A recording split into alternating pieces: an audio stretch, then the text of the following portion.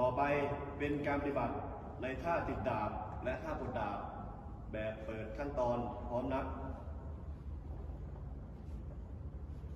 ติดดาบหนึ่งสองสามสี่กดดาบหนึ่งสองสาม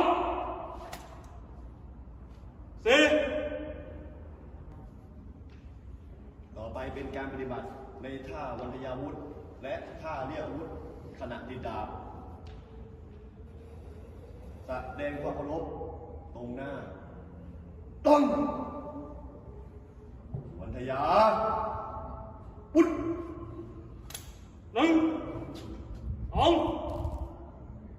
เรียกหนึ่งสองเอ้าต่อไปเป็นการปฏิบัติในท่าเคารพขณะไม่ติดดาบแสดงความเคารพตรงหน้า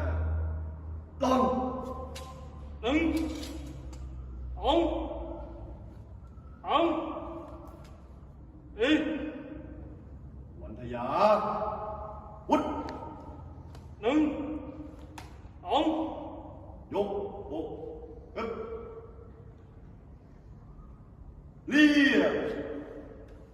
หนึ่งสองเอ้าหนึ่งสอง